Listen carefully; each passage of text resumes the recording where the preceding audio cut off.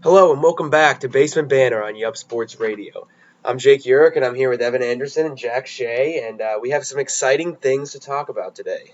Plenty going on right now. We're going to start off with the big news story of the afternoon, and Manti Te'o. Being students from Notre Dame, we definitely have unique insight, and we're also going to talk a little bit about what we thought of his comments today and what we still think about some inconsistencies. And we're also going to give some unique perspective, like we promised, about the Manti Te'o situation here on the Notre Dame campus. So, personally, I feel for Manti more than anything else. I think that it's pretty clear at this point to most rational people that he was not behind it.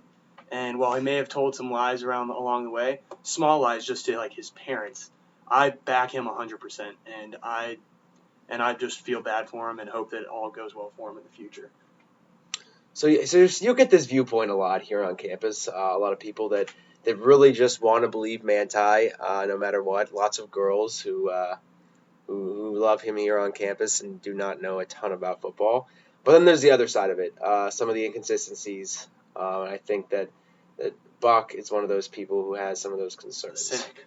I wouldn't call myself a cynic. At this point, like you said, I believe him, and I'm embarrassed for him. I feel sorry for him, but that's not to absolve him of blame. I mean, it's clear that the guy lied his fair share, and you're right, it wasn't vicious, but he has lied, and he certainly played the story up big time. I mean, you remember when it was reported, first we heard that Manti Te'o's female friend had died, and then a day later it was his girlfriend, and then a day later it was his wife-to-be, and his father's talking about, it could have been our daughter-in-law, this and that. I just think that maybe it wasn't vicious, but the Te'o family did a lot of playing this up, and he made himself a celebrity by it, and I don't know that was ever his real intent. But I mean, I don't think that we should drag the whole family into it. Manti did this. Manti lied about this. Brian Te'o said as many things that were he did, but he was lied to by his son, and his son he was lied to about whether Manti didn't lie to his dad with the intention of creating a story. He lied to his dad with the intention of having his dad. True, I'm not saying that. But today's athlete, especially a high-profile athlete as Manti Te'o, at one of the biggest football schools in the country, has to know that his words carry weight, and as any celebrity knows, is that things can get blown out of proportion pretty easily. Yeah, and his celebrity is based on this fact. And you look at that's not even true. He had a girlfriend a week after this happened. If you lose the love of your life, you're not in love a week later. You're just not. I refuse to believe that this was as big a deal for him as it is now, and I think he's really embarrassed now, and I feel sorry for him. But I think that he carries a huge share. And first, let's clarify. How did he play it up? When the media asks you questions about this, what's he? I mean, he said he liked her. It was clear from their conversations that we heard on the phone recordings that they really, I mean, she convinced him that she loved him. But I do think that we have to state for our listeners, that on campus it was generally well known that Manti Te'o did have relations with other girls throughout his time on campus, and even very recently during the football season. Well known to the people that go out and that see people out. It's decently well known. So maybe the TMZ report that he bounced back was news to everybody else, but it certainly wasn't news on campus here. And I think it just provides more evidence to the fact that this wasn't as significant for him as a lot of people, including himself, portrayed it. Exactly. And so I think personally that over time he did play it up, but when things came out, people often wonder why he didn't come forward right away. I think he was just mortified. He was just absolutely mortified. He was mortified, but beyond that, it would have been frankly strange for him to go into an interview 2 days after she'd contacted him and not make reference to her after he'd been doing it. I don't have an issue with it at that stage, but it's how it gets to that advanced stage. The first week, she was his female friend, then it's his girlfriend, then it's the love of his life, and that's where I have a problem with it. Well, here's what he did. I feel like he fed off of He didn't create the story though. He told his coach. And then the media heard about it. He didn't call ESPN and say, "Look at my girlfriend died." He's not that type of person, and he didn't blow it up himself. When he was asked questions about it, he answered them, and it's clear that he did feel for her a lot. From their conversations, it's clear. But we have heard that he played it up. The football players, they knew that she wasn't everything to him that he was saying. I think that what and we're so attacking there were some him inconsistencies. for, we're attacking him for like things that are like so. I don't know. I just think playing up the death of a person is not so anything. That's a significant thing for him to have done. And if it's but you haven't had any evidence. But I mean, you don't even have any evidence of him playing it up. You don't. We have people on the football team who have spoken to that. Yeah. We have who? Himself who has spoken. I mean, we're not going to name names of football not players. Name Not here. Football players. You know the names. We know the names. We're not saying the names. But as you can just see, because he had a girlfriend in the week, it's ridiculous. As you can see here on the Notre Dame campus, there are some very strong feelings towards the Manti Te'o story. Jack, people are out to get him. People are using this. People have an anti-Notre Dame bias, and they're using this story to go out and further their belief that everything Notre Dame does is evil. Jack, I am a student the same as you. I know, Buck, but you are a cynical person. You are a cynical person and not necessarily a good person. Oh man!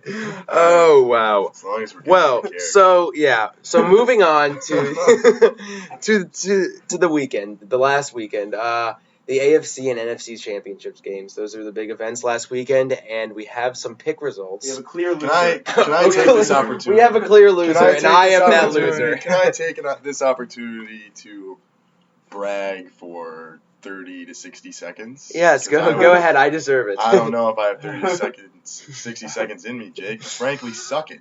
Because I was right on that Ravens hunch. I've been right on the Ravens hunch since day one. And I didn't trust Matt Ryan, and he justified that completely in the second half of that football game. I mean, that first half of football is about as well as he could have played, but he made 2 turnovers in that second half, didn't score any points, and he let him back into it.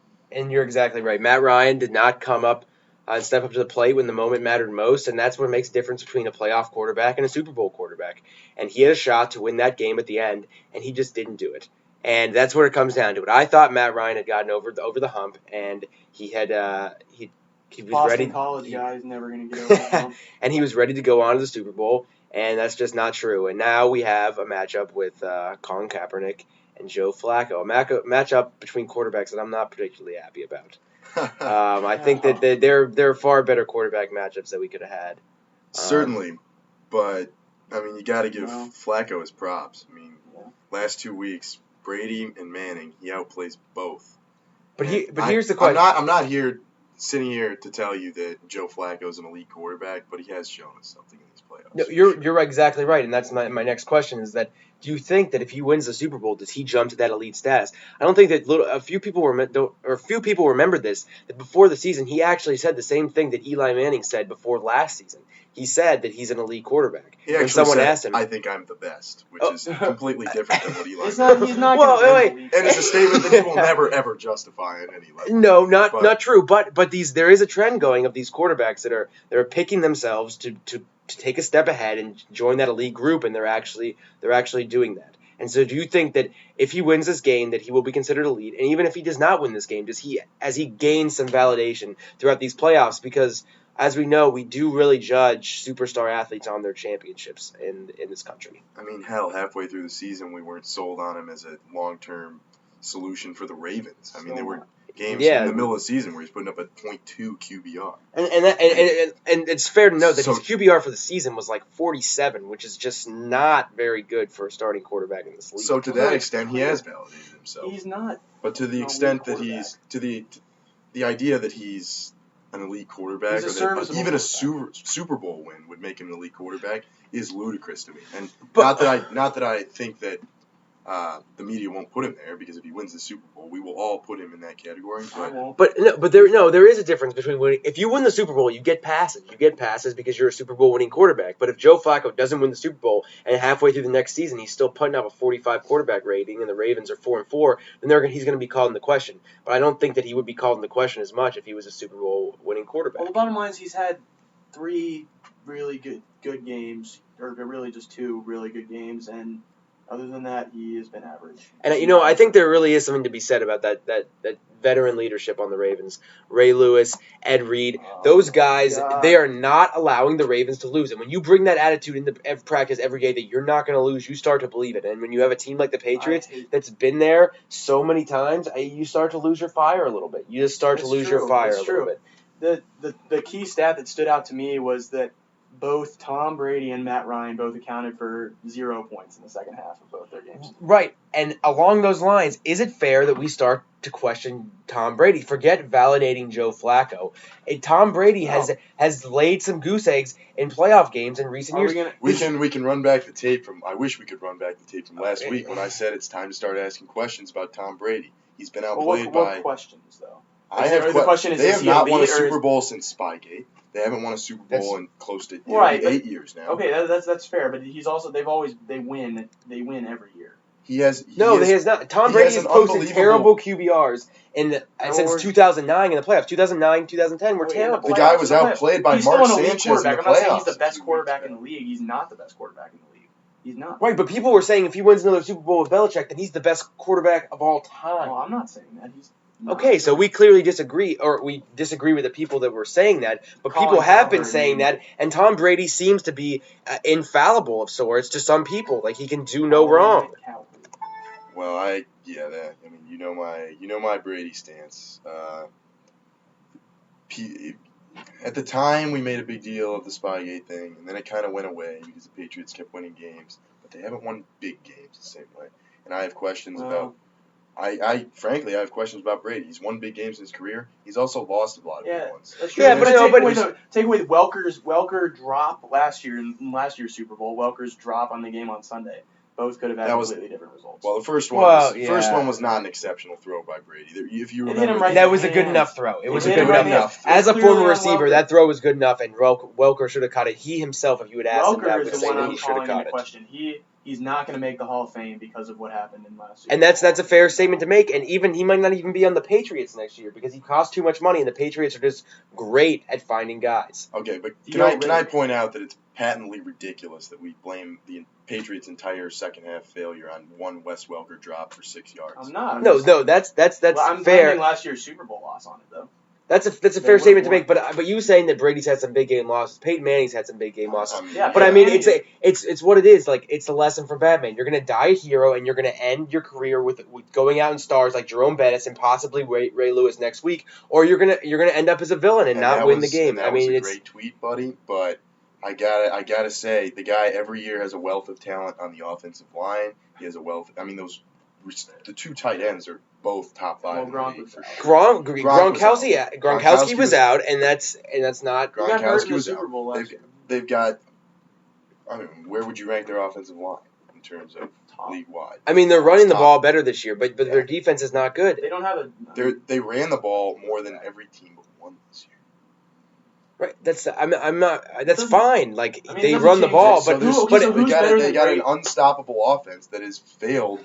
They have one unstoppable player on their offense, and that's Gronkowski. And after that, they have a shaky defense, and they run the ball okay. But I mean, if you take the receivers, you say that they're remarkable. They're remarkable because of Brady, and because if you put those receivers on any other team in the league, they're just not going to have as much success as they do with the Patriots. The Patriots find gems, and he has a great. Belichick is a great coach. coach. The Patriots choked down the stretch. Which team in the past 5 years has done better down the stretch? What team is consistently? I mean, the Giants when they're there.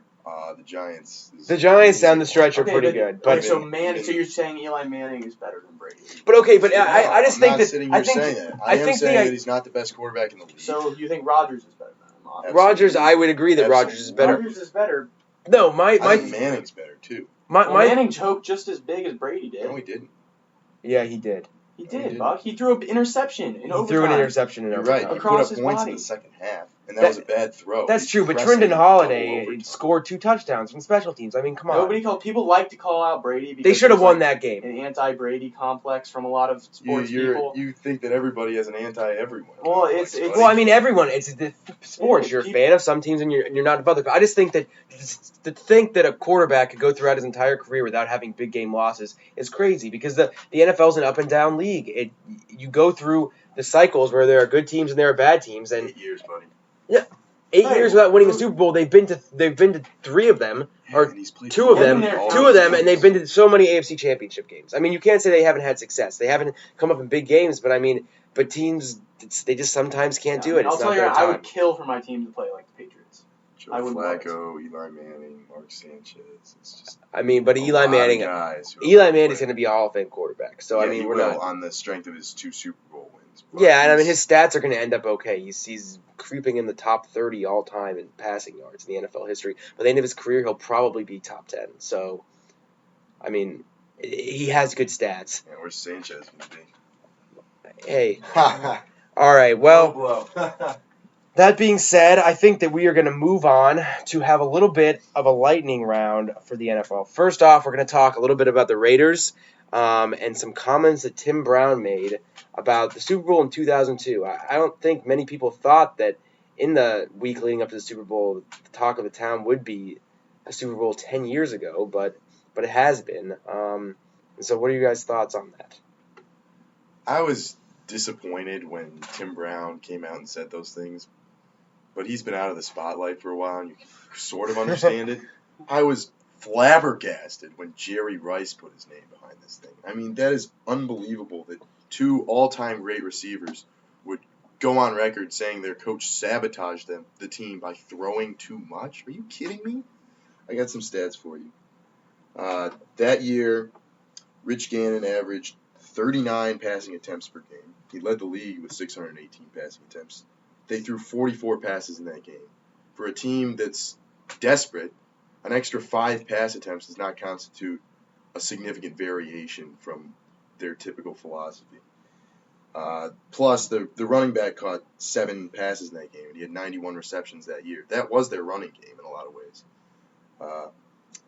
And beyond that, Rich Gannon was the league MVP. He threw 5 interceptions, 3 of them for touchdowns, and he himself is on record this week as saying that it was not Callahan's fault. And he's saying that because he knows it's his fault.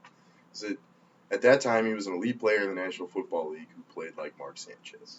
I mean, that's a fair statement to make, but when you think about it, if you don't start off the game right by running the ball and getting in your comfort zone, then it's very easy for a game to get out of hand. And when you're throwing interceptions, you really need to settle down. So maybe after his first pick six, they should have started running the ball more.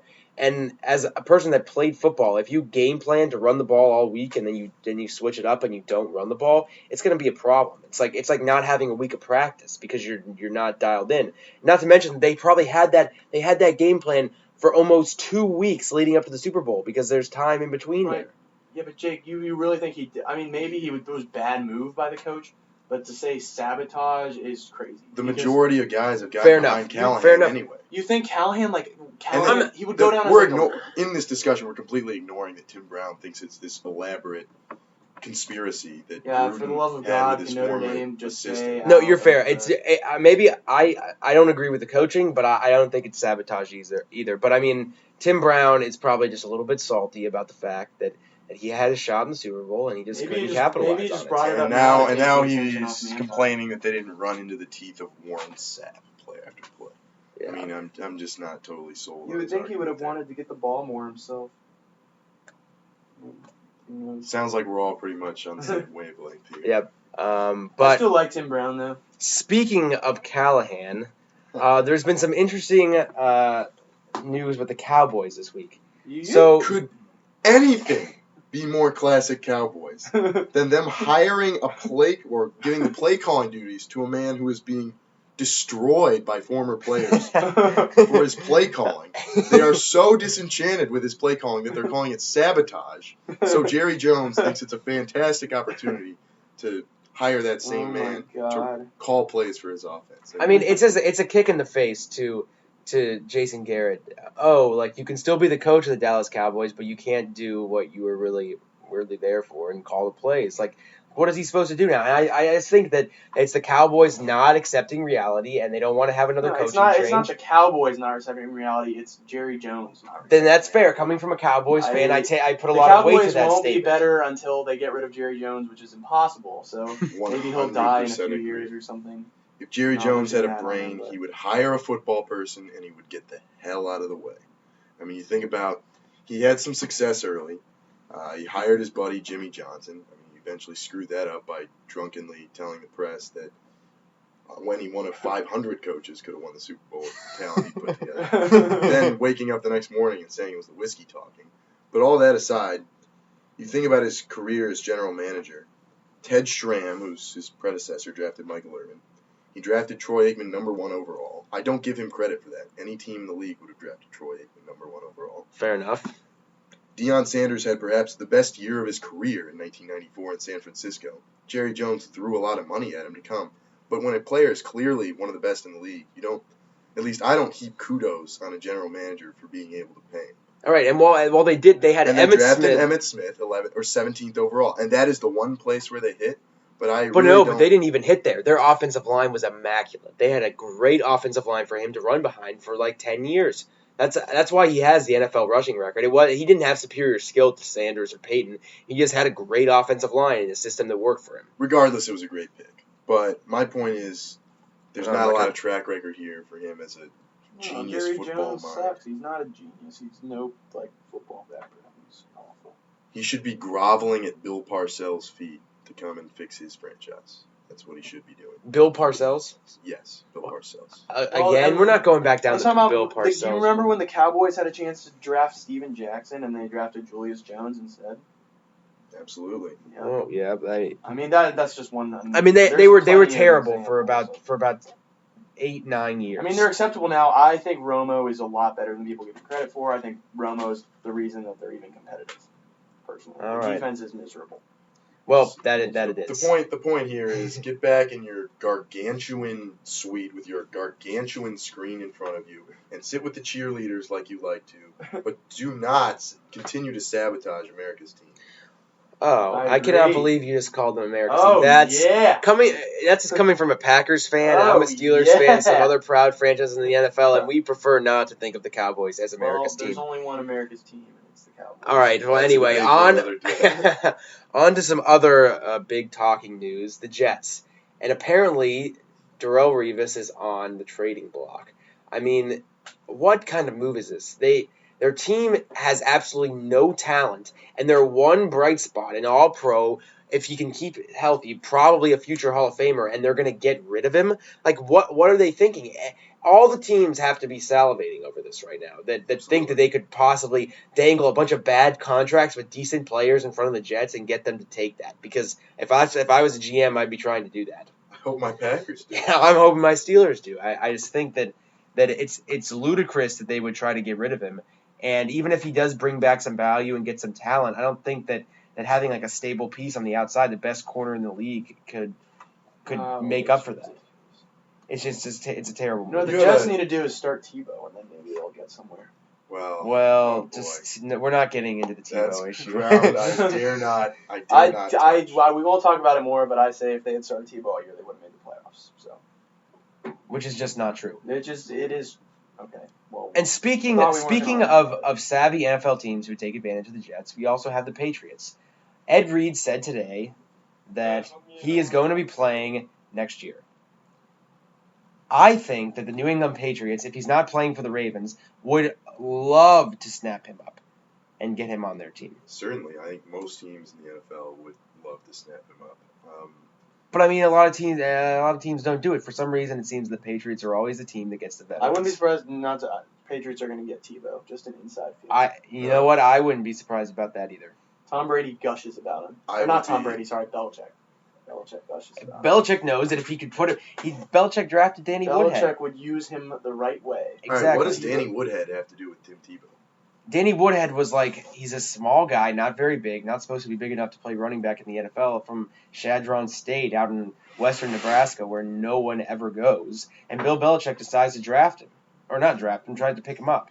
I mean, no one gave him a shot. He was a big story on draft day, and nothing ever came of it. Great. Danny Woodhead doesn't also have a following of tablets. So...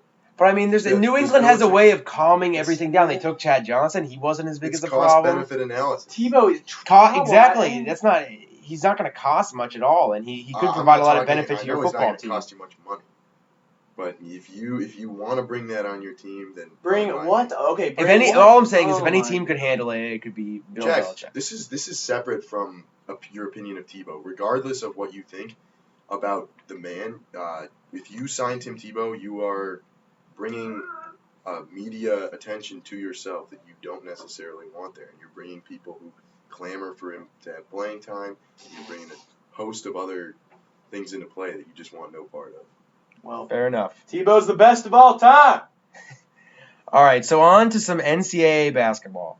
We were thinking about, even though the college basketball season is only about halfway done, we were thinking about picking some ridiculously early Final Four teams. So, Jack, do you want to lead us off with that? All right. I will have Michigan State. Just a gut feeling. They're always good. Oh, he's going with his gut. This is not good. I always go with my gut here. Michigan, no, not seeing Michigan, really. I don't want to hear numbers here. This is just my gut. Indiana, I think they'll be pretty good, but I do not think that they will be in the Final Four. I think Syracuse, watch for Syracuse. Very good team. I think they'll make it. I think that. And then I've got Duke, and I've got Florida. Okay, I think you need to stop going with your gut. You just named off 6 teams. I named 4. Florida, Duke, Michigan State, and which other one? Okay. Well. No, I had another one. Florida, Duke, Michigan State, and. Okay. I am so opposed to doing this early. Well, okay, I'll go first. I'll let you close with right. your. I think that Florida is going to be there. I think that Syracuse is going to be there, and Kansas and Michigan. I think that Kansas is flying under the radar a little bit, and Michigan is also a very good team that has some good scores that will do well in the tournament. Michigan is the only team now that I will. Hey, Buck, let's make a bet. Let's make a bet. All right. Elite Eight. I bet you that Michigan will not even make the Elite Eight. All right. You want to put? Let's not do money. Okay. I have to wear like a Michigan jersey. I'm trying to think of what the radio equivalent of dropping your pants is, but I will absolutely stake whatever. I mean, give me a better backcourt on the collegiate level in the United States of America than Michigan. It's not going to come down to that. They're not going to be good in the tournament. They're not a tournament team. Just like I know Notre Dame, if we are lucky enough to make the tournament, we'll be out in the first round. All right. Well. I could sit here and talk about how you get a freshman shooting above 50% from the 3-point line. Tim Hardaway is a legitimate scorer. He'll be first team All Big Ten. Trey Burke is possibly the player of the year in America. Jordan Morgan and Mitch McGarry are both giving you great production. I could sit here and say those things, or I could just let you. And you know what? I think none of us have Indiana. Do none of us have Indiana in the Final Four? No, we don't. I think that in the coming days we'll figure out a bet on Twitter because there's something in the making here that I think would be good. All right. Anyway, to be known, I hate Michigan more than any other team ever. Anyway, we're going to move on and kind of conclude our show with a little segment on hockey. It's the start of the hockey season, and while it's been out of the news for a while, the first question is, does anyone care? No. No, absolutely not. Well, some people do. Hey, there are a lot in the first game. There are 14 games in the first week, and 11 of them were sold out. I mean, so people are going to the games. It's not an issue of filling the seats. They have more trouble with that in baseball. I think people are excited about it, but I mean, it's just has locked out 3 times in 17 years. Gary Bettman is easily the most inept professional commissioner in American sports. I'm trying to think of any head of an organization who's been more inept, other than maybe Jerry Jones. But well, you could always go to the Pittsburgh Pirates for that one. I suppose you can. All I'm saying is you cannot continue to isolate your fans. It feels like every time I'm on the brink of caring at all about the NHL, they lock out. I mean, I watched the playoffs last year. I'm a Wings fan. I kind of get into these things, and then it disappears, And you know that it really is a problem for the younger generation. It's that hockey is not caught, baseball to a degree has not caught necessarily, and basketball and hockey are the big sports right now, and they will continue to do so unless those leagues can turn it around. Football. Sorry, excuse me. My thing with hockey is that there's just like I don't have a team. Like I kind of like watching it. Like it's like kind of cool to watch, I guess, like during the summer. But I don't know a whole lot about it, and I don't know anything about any team except for the Stars, who are awful. So it's like here's my just thing. a I think disconnect. that if you're looking at hockey this year, you're gonna see a lockout shortened year, and what happens in lockout shortened years is that the better talent prevails, and I think that coming down the stretch, you're gonna see the teams like the Penguins and the Rangers, and they're gonna be in a run in the Eastern Conference. And that's what I see happening. Don't you dare sleep on my Red Wings, sir. Granted, they lost Lidstrom and Brad Stewart. Two big losses. They're big losses. The defense might, it will take a significant step back. But you look at that front line with and Henrik Zetterberg, Pavel Datsyuk, right, and Damian Brunner, and you exactly. You gotta be kidding me. Yeah. Most people don't know Brunner's name. He led some Swiss league that I don't know the name of in scoring while playing on the same line as Zetterberg during this lockout. So they have chemistry. And anybody who knows anything about hockey knows Datsyuk and Zetterberg have chemistry. So that's going to be a line to be reckoned with. Right. So it looks like early on we're pegging the Rangers, the Penguins, the Red Wings, and I think we should throw the Kings in there, defending champs, as its favorites to repeat, or not to repeat. Well, they are favorites to repeat, but the rest of the teams have a shot. And so to close today, our show, I wanted to say a little bit something about Stan Musial. We all know that he was just a phenomenal baseball player. 24-time All-Star, 475 home runs, over 3,600 hits, 331 career average. But when you look at the guy, he was actually a better person than he was a baseball player, which is just phenomenal considering what he did.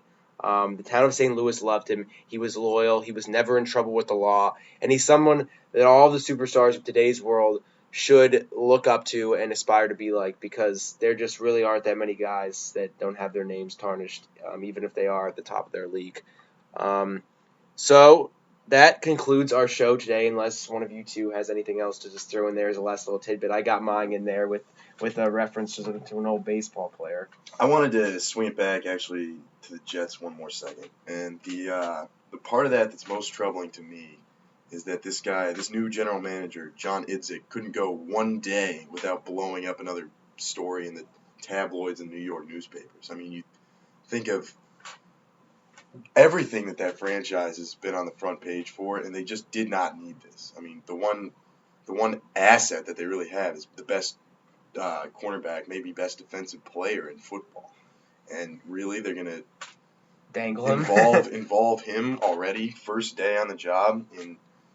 No player likes to hear their name in trade talks, and you're going to do that to your best player, a guy that you need to be the cornerstone of your locker room. It's just not a smart thing. And then he gets on Twitter and says that he's speechless. So, great direction there. But unless Jack has a rant in him. I just want to state my support for Manti one more time and say that it sickens me that we live in a very sad, evil world, and there are people out there who not only want to bring him down, but will laugh at him. And really, it really does, like he said, show you it lets you know who has your back in situations like this. So, just wanted to state my support for him again. Well, that's all we have for you. It's Jake, Jack, and Buck on Basement Banter. Yep, that's you up.